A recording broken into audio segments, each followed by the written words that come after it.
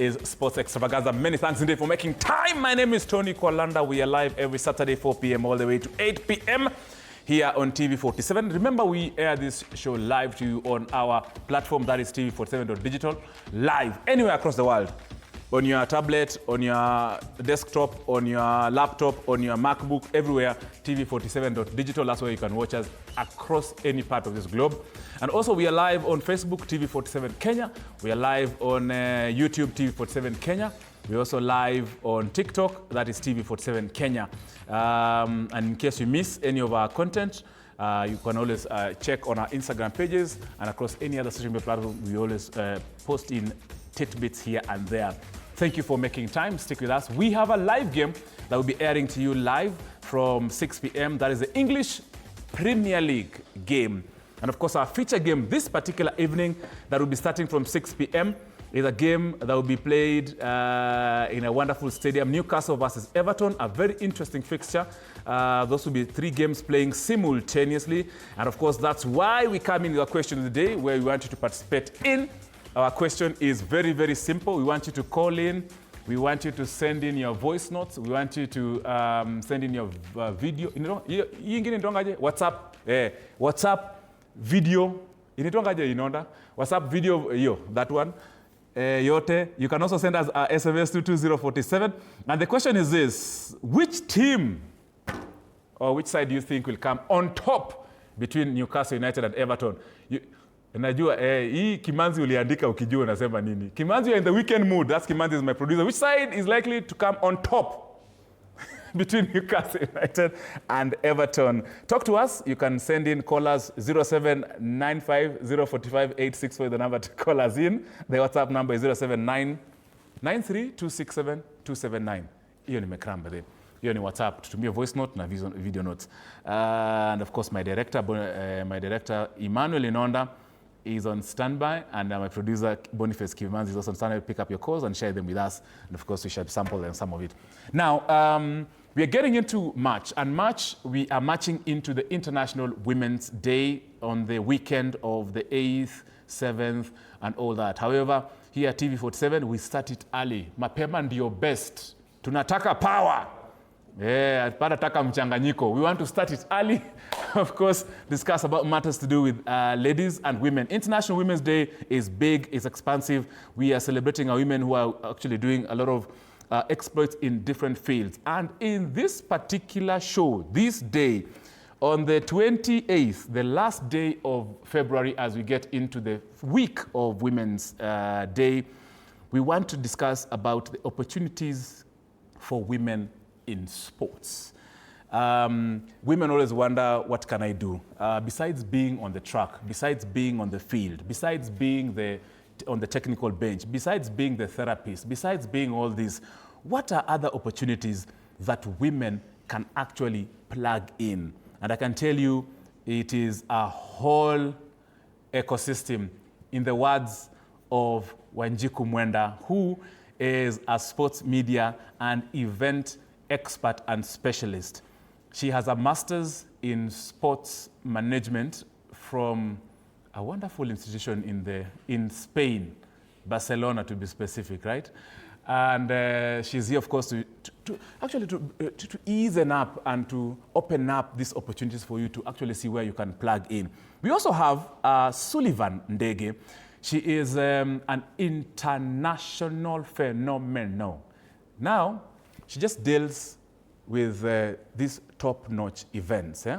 Yani yeye, local, she might do local, but local that is attached to international.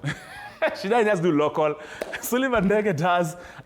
She's an international rugby MC, recently with the HSBC World Sevens Series, where Kenya hosted here at the Nyayo National Stadium. She was right in the mix of it.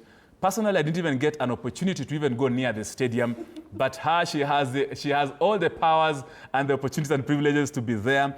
And also she has an event host, a stadium host. She has been in and out of the country doing this in terms of sports. Sullivan, karibu sana. It's good to see you, and thank you for making time for Sports Extravaganza. Wanjiku, karibu. Let's just start, Wanjiku, let's start with you, Wanjiku. Let's get into it. This ecosystem, I know we had discussed, of course, earlier, around just before the show, what to discuss, the opportunities that are available there for the women in sports.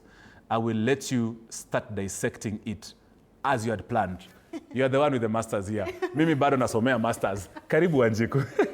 First of all, thank you so much for having me here. It's always a pleasure Karibu. to share a platform with you. We've done this for 8 years on the same platform before. Now I'm meeting on this other side. Yeah, I know. I know now you're... It's interesting. Karibu. Also, always a pleasure. Karibu sana. For having me here. And quite a huge topic today. We were just having this discussion even with Sullivan yourself about the opportunities for women in sports. But let me just lay a foundation as we begin this conversation. First of all, there are no women opportunities in sports. Good. Please stay with me. Niko na hata nimechukua note. What we have are only just opportunities, just like every other industry, the medical industry, engineering industry, where the male and female gender get into it, to get into the opportunities, all of you together, to work together, to coexist. So I want to just take away the notion that kuna zile opportunities zimewekwa kando, ati ni wa mama, ati ni wa mkewa. Hakuna 2/3 kwa sports. Hata nikiwa ni zile za leadership and governance, you know, zenye tunaambiwa lazima kukuwe na mwanamke hapa. But the notion here of women just having a particular position for sports, that we don't have. What we have, however, are just opportunities. Somebody will ask, but we don't have these opportunities. Why? The difference is that this sports industry has been a male-dominated industry for centuries of years. So that notion has always been dominating. The systems that were built for sports were just for the male because it was a male-dominated field. It was for pleasure before the business of sports started. So what we had were the male just giving us a system to work with until maybe in the last 3 decades when the whole thing opened up, the business of sports, the commercialization of sports, and also the mushrooming of women getting into sports. So it opened up the opportunities. So what will take you there? It's your passion. Your passion for sport will take you to the opportunities. It will help you understand which area to specialize in the big ecosystem for sports. I think that's a good foundation to start for. Oh, you've said very well. And of course, you mentioned that pick up passion. And of course, I want to bring in Sullivan on the passion bit. Sullivan, yourself, you had that experience during the HSBC Sevens at the National Stadium. And that's where, of course, we bring in passion. Do you do this HSBC or these international events out of passion? I'm out of pesa. I'm a both. So when I started off as a rugby MC, it's because I got into the pitch that day, and I remember there was a gentleman who was struggling to manage 2 pitches. So we had Impala, and then we had the Arifura grounds. I told him, I don't know this sports quite well, but if you have somebody who will guide me, then I can be able to announce. Because for me, speaking was way back when I was in primary school and high school. So I'm getting into a sport, and I knew if I get somebody who can teach me and guide me through this rugby laws, then I can be able to announce. So that was it. It was purely passion on my end. And when you're looking at it in an ecosystem that was male-dominated for a long time, I'm coming in. I'm a lady who schooled in Mombasa, so I'm bringing something new. Because for a long time, the people who are emceeing in rugby are doing it in English. So I'm doing it in English and Kiswahili. That is one of the things that made me stand out. And it's usually not about just being a woman, as she's saying, being a woman or opportunities for women in this space. It's also an issue of competence. It's one of the things we heard talking about. But then if you're a woman in such a space, you're a woman in the sports ecosystem, then competence is a gospel I preach now and then. Because with competence, you're confident, and with confident now, you're very impactful if you step into that space, whether as a therapist, as an MC, as a journalist, or whatever field, you'll get into the sports ecosystem. We'll come into the challenges that you face, because ladies do face a lot of challenges, especially from us men. We make their lives very hard, and yet we still need them. But Wanjiku, of course, just to bring, I know we didn't delve into what you've done, your background, your media background, which is very important, that has now propelled and catapulted you to where you are. It's very key. And I'm saying that because the lady who was doing the show that was just before this Africa Express called Yvonne Namiso, she does, of course, what she does here as Roomba, in the Africa Express. And also she does sports photography. Namiso, I hope I've got it right. And she was very keen to come and understand, of course, what other opportunities are there for women in sports. You see, she's doing this one for this, and then she's doing sports photography and all this. Just a bit of your history, and of course, how this has assisted you to be where you are right now, and the opportunities that you are enjoying currently. Yeah, thank you. I'll just briefly touch about my history, and then we can delve into the ecosystem in detail. Mine started as barely an interest because my growing up setup allowed me to watch sport. My parents were very supportive for me to watch sport. My dad, to be precise, we used to watch football together, wrestling together, athletics together. So I wondered, hey, what is this thing that makes men express their emotions? Because men don't express their emotions as well as they do when they are watching sports. So that really intrigued me. And that's how I started watching sports. So I grew watching a lot of sports. And then I played handball from classics all the way to fourth form. And then when we went to campus, tunaambiwa wacha mchezo soma. Yes, true. That's what. Usilete michezo kwa maisha, you know, like, yes. Usilete mchanganyiko. So I asked myself, how then do I connect my love and passion for sport into what my parents had already tapped in me, which was journalism and public speaking. And that's how I narrowed down to, and I made a decision, I'm gonna do sports journalism. And maybe I've never told you this, Tony, but I watched you.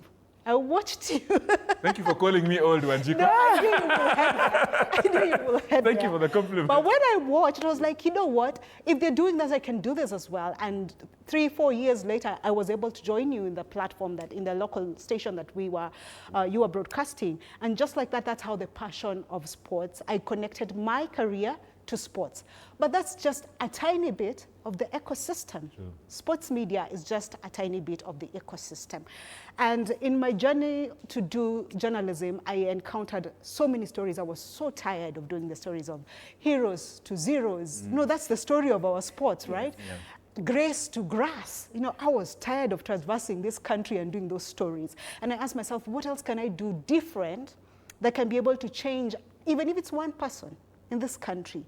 And that's how my mind opened up to sports management. And of course, you know, the story you mentioned, and I pursued. Fast forward, you come back and you realize the ecosystem is so big. Please connect yourself to something that you like that can complement your skill and your passion. So I ventured into events management. One will ask me, so how did you select that? So allow me, Tony, to talk about the ecosystem. And so Levin, just walk with me on here. I'll just need like 2-3 minutes to just delve into this ecosystem.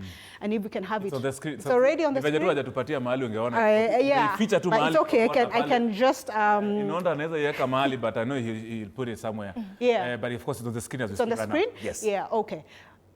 The ecosystem revolves around an athlete. You cannot be here without the athlete. Neither can you. Neither can any other thing that happens in sports happen without the athlete. So the ecosystem will revolve around that athlete, whether they're professional, semi-professional, or they're amateurs.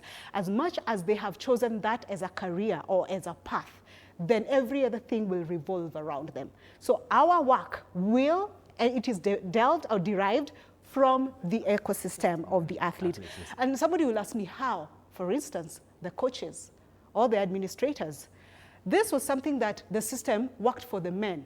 But we women, if we want to grow women's sport, then why don't we start this? Get through the school, get all the licenses that you need. For instance, we have Beldin, the head coach of Harambee Starlets. We have Mildred Cheche, who is the first ever coach to take a Kenyan team to the World Cup, the Football World Cup, right? Why? Because they took up the system, took all the certifications that they need to have, do the FIFA courses, the licensing courses, and then they were able to now bring it to women in sports, women in football. Why? Because if we don't sing our narrative, who will? Yeah? So it's just basically a lineup of what we already have as a working system for the men, and what we call the all boys club system. Yes. But you now tailor make it for the women. So there is that of coaches and administrators. For instance, the bodies that we have today, the governing bodies, they also have given us leadership and governance chances. Yes. Yeah? If you really want to make a change and your calling is to be a leader, then you will look for that opportunity in the leadership and governance. From the ecosystem, you will see governing bodies somewhere there. You will see it on your screen, yeah, maybe. That if you want to be a leader and give proper governance, that's why we'll have Kerubo in FKF as a women representative. That's why we will have somebody like Susan Othiambo, who is the project development lead at the National Olympic Committee of Kenya.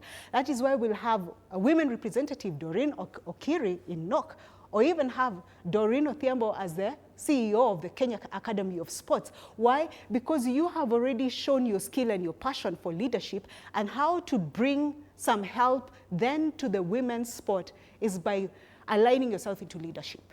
Yeah? That's another place. Let's talk about sports media. And broadcast, that's where you are, that's what you are doing, that's what I am doing. Yes. That is what brings food to our table here.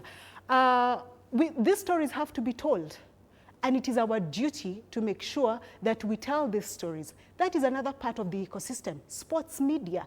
So if your skill and your passion is, I want to be a journalist, but I can tailor make it to sports, that's exactly what I did. I would have done business reporting. I would have done current affairs, but I chose sports, and that way I was able to carve my own path into sports media. It is our duty to make sure that we tell the stories for women, not just the men. See Wolves na Aston Villa tu sahi. Exactly. Sahi tutaongea juu ya Made Malkia Strikers. We'll talk about Kenya Lionesses. Yes. And even you in rugby, you have seen Camila Oyuayo in leadership. She's a TM. She decided to go the administrative way. So you tailor make this around the ecosystem. Look at events management, and I'm referring this on my phone because I can see the screen. I know it's somewhere. Yeah. Events management or organizing. I have a passion for events management. It is one of the skills that I have. Yes. So on top of the media skills that I have, that is how I decided, on top of my masters, how else can I pave my way into the ecosystem? And that's how I got into events management. And they're not just those on the pitch. Remember, we have conferences, summits, we have workshops. Those workshops are where we teach about how to better yourself in the ecosystem. And then after that, you can go to the pitch to execute moderation. I do a lot of moderation or announcement in the stadium. So you tailor make, remember what I said, your passion, then complement it with your skill in the ecosystem. Sports technology. If you are a techie person, how do you bind it to sports? Data analytics. We have zero data about our people, about our athletes. For instance, we will say, top of mind, when was the first time we won an Olympic medal in the women's category? Track. People will think it was the 60s. No, it was 2008, Nancy Jebet Lagat. But do we have our data? Our data. Then if you're a woman and you're a sports tech, if you're a techie person, it is your skill and your passion, combine it and bring it to sports. We are able to get statistics. Yeah? So it is all about knowing your passion. And there are so many other things, sports marketing, research. Do the research. If you don't want the technology, there are those people who don't know technology, but they have the skills of doing research. How can you be a sports researcher? So this ecosystem brings about so much legal media, like be a sports lawyer. We have Sarah Ochwada. Mark Othiambo is a living testament of somebody who worked with a lawyer to get him out of the doping problem that they had. Why? He couldn't have done it alone. These athletes need us to read the legal terms, the contracts, what they are accused of, and they are able to get lawyers, sports lawyers to be precise, to be able to help them go on with their career. So in short, I can talk forever. I know, I've not. In short, find your passion and your skill, and now find out how do I position myself in this very huge ecosystem. The cake is so big. We can't eat all of it. There is a space. There's room for everyone. There is a space for room for everyone. Doesn't mean we don't have challenges. We'll talk about that. But there is a place you can always plug yourself into the ecosystem. Indeed. And Sullivan, of course, coming into that, also you bits of it, someone who's watching and they have a passion in what you do, like Yes. the emceeing, the events, in hosting and all that. Just in summary, how you went into that, and of course, opportunities and challenges so far. Okay. So I'll start back. I started emceeing in 2012. I was in Form 2. It was the first money I got. I was in high school. Yeah, I was so happy. So I did it very seamlessly, you know. Let's say when Jury is coming and I'm getting information. When Jiku is coming and I'm getting information from her. Who are you? So by the time I was doing the introduction, one of the sub-county directors told me, that is brilliant. You know, we've not had anyone who is a student ever done this. And how you introduced each and every one of us. You took your time to get to know, like, who is Tony? Where did Tony school? Is there any impactful history about Tony that will be relevant to this student? So that was 2012. Now in 2022, it's the very first year I'm getting to watch rugby. And during the Impala floodlights, now I had watched rugby for a few months and I'm getting into the pitch and I see there's a gap here. So I asked one of the coaches, her name is Coach Maria Chieng, and I told her, I'm able to do this. Can you talk to somebody who will help me now get into this space? She told me, no, you've got to talk to that somebody yourself. So I went to the guy and I told him, I can be able to talk, I can be able to announce, but then I need somebody to guide me. And by the time I was done with 2022 Impala Floodlights, I got a chance in radio. So I worked in radio for 2 years, 2023 and 2024. And in that space, while being in a male-dominated space, one of the things I realized is when you're passionate and you are good at what you do, you love what you're doing, we can never sound the same. There'll never be another Tony Kalwanda, there'll never be another Sullivan. So there is space for everyone. For the woman who is out there and they want to get into emceeing, they want to get into stadium hosting, you need to start from somewhere. And the bit is being patient. That is what we hate. I didn't just start emceeing the HSBC Sevens. I did Rugby Africa Women's Sevens, and I was also in Uganda last year. And I'm looking at my journey where I began. There are things that I did very wrong. There are things I said and I almost closed my mouth. Did I just do that? Yes. But then I managed and I was also willing to learn from the people.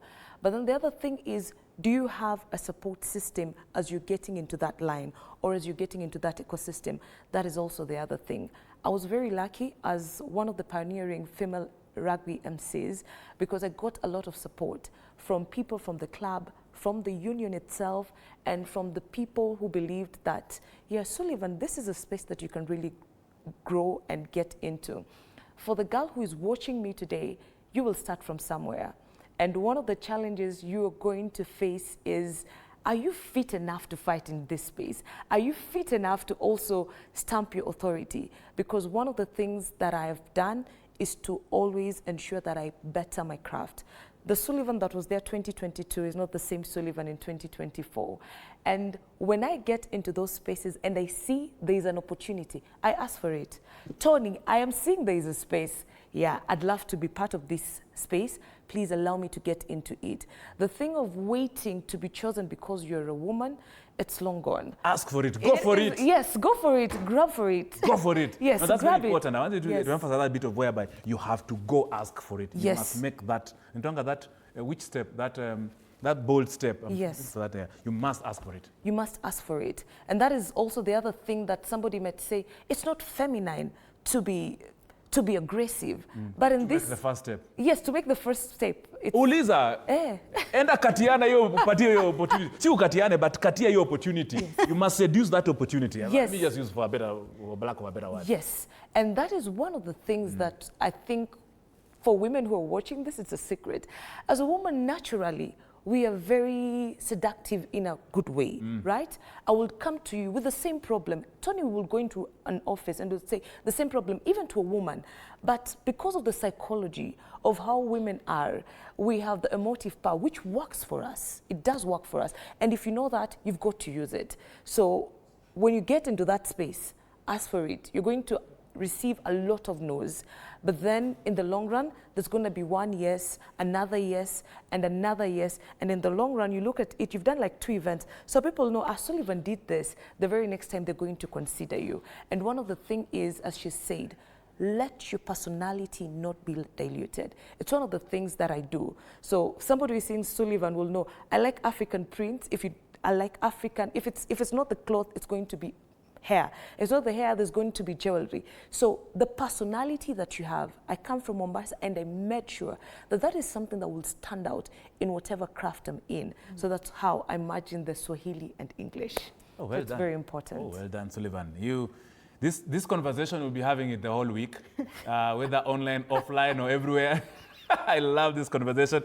I'm actually getting a comment from one of our Swahili editors, Okelo. I call him member for Nambale, saying that Natazama Sports Extravaganza, great show. The two ladies are great on set. Wanjiku, challenges, just maybe as we wind up, the challenges that you faced, or the common challenges actually ladies have come out to you and shared with you, and they're like, these are the challenges for the benefit of someone who's watching, and how they actually maneuver through those kind of challenges. In 2 minutes, Mark. Yeah, I will try. The challenges are many. Yeah, but I will try to be very brief. Yeah. One of them is the cultural beliefs and cultural barriers, as she mentioned about it. It's a male-dominated field, so every person will be like, yo, what are you doing here in sports? Yeah. We have tried, though. We have tried to start breaking that kind of barrier, because even we have different campaigns that are coming up. For example, Nike had the campaign of everyone watches women's sport, yeah? Because we want to start buying people into understanding, yeah, this is a thing and it's here to stay. But it is a hard nut to crack, because the first time you talk about it, someone will be like, so they will want to test you. What knowledge do you have? When unajua? Yeah.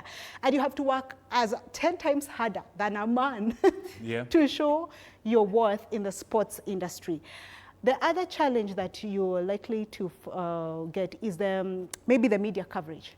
Statistics show that only 8% of airtime will be given to women's sports on traditional media. The social media is helping, the digital media is helping, and we have decided now to carve our own narratives, you know, the TikToks, and show our stuff. But for instance, even today on your bulletin today, 90% of that bulletin will be machali wamedu, alafu dem straight cut.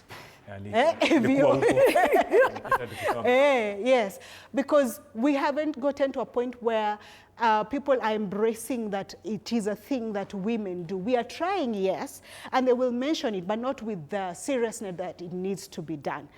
We also have the harassment that comes to women in sports. Again, data shows that 29% of female athletes or sports personalities are likely to have online abuse as compared to their male counterparts. And we are not competing here. In any case, men are our allies, you know. True. But the thing is, it's either going to be some sexualization, you know, sports sexualization in sports. I mean, in it, like, you are likely to see, Malkia wamevaa aje, more than walishinda how many titles in Kenya, in Africa, marugby wameunga, you know, like, watch miguzawa na kaje. The little airtime we get, it is now diverting the news of what we have achieved to something. Those are some of the harassments that we go through. Not forgetting gender-based violence in sports. Just last year we had the inaugural summit for the Africa Women in Sports Initiative, AWISI. We did it in Uganda. I happened, thank God, I was the chief MC or moderator. We were talking about gender-based violence in sports, not because it is just a topic, but because data has shown, especially in East Africa, there is a rise to this, because the men are wondering, nilioa udem akiwa young athlete, sahi amepata pesa, akona pesa nyingi kuniliko aje. And out of those things, we have seen death coming up, yeah? And I'm mentioning things that are real. Rebecca Cheptegei, may her soul rest in peace. Agnes Tirop, may their souls rest in peace, yeah? But Edith, Muthoni, right? Yes. Damaris and Edith. Yeah. We have quite a statistics, especially Kenya and Uganda. But it's because they're diverting the conversation of sports. We can actually do it, but it comes with, you have to fight a lot of cultural barriers. And of course, the economic disparity. The way we are paid is not the way the men are paid. Our women are not being paid the way the men are paid. And it's not just in Kenya, it's a global thing. Yeah. So what does that mean? Even the sponsorship and evaluation will come into play. because again, return of investment. Yeah. Exactly. If you're not getting, if the economical disparity is there, then it will come to the undervalue in the sponsorship as well. Yeah. And also visibility, lack of visibility will spiral to sponsorship and valuation. Quite a number of things to say. I see you almost telling me to namaliza show. Because my director... Next time to pay 1 hour. I will give you 1 hour. Clearly, I've noticed that this conversation cannot be end in 30 minutes. Yeah. But of course, we've actually just started the first step to more conversations. I know we've not even delved much into the ecosystem, actually just now to bring into perspective now on the ground, what you guys have gone through, what you've experienced. And that's something, of course, we have to have conversations. But Wanjiku, quickly, your social media platforms, where someone can reach out to you to how to continue this conversation. All my platforms, Wanjiku Mwenda. Wanjiku Mwenda. Yes. All platforms. Instagram, Facebook, yeah, a lot. All my platforms, Sullivan Dege. Sullivan Dege, yes. All platforms. You can, of course, engage with them on all those platforms for this conversation. But remember, I've tied them on this particular show, on this particular station, this entire week till the International Women's Day starts. They have agreed to it. I'm the one forcing them. I've coerced them into that. This is harassment. I know. Live harassment. In a sports show. Yeah. Sullivan Dege, thank you very much indeed. And also, of course, thank you to Olivia Otieno. Thank you so much, Wanjiku Mwenda. And of course, I know Wanjiku Mwenda represents a huge ecosystem of other women. And of course, they are watching this show. We shall have each and every one of them on this particular show now and going forward, because I can see there's a lot that we need to discuss about the opportunities for women in sports. Asante Wanjiku. Thank you, Asante Tony. Sullivan. Welcome. Thank you, of course, for making time. And still with the women, we have the Women's Africa Cup of Nations. Niliwaambia hii wiki na hii show ni leo tu ni warembo. And the Women's Africa Cup of Nations should be kicking off or being played from the 16th of March all the way to around, I think, on the 15th of April or so and there. And it's expected to be held in Morocco. So the national team, Harambee Starlets, where clearly Wanjiku Mwenda mentioned the coach, Beldino Demba, are already in Ivory Coast. They left, I think, earlier yesterday. They should be in Ivory Coast. They're preparing to play 2 friendly matches against Benin and against the home team, Ivory Coast, before they set out for specialized training in France, that is in Miramas, where 2024, our national athletics team, where Wanjiku has a passion in, were based in during the Paris Olympics, Miramas. Then, of course, they'll be coming to Morocco for that particular tournament. So let's listen in to, of course, see the pictures and images and bites of how the team so far and what they're doing currently.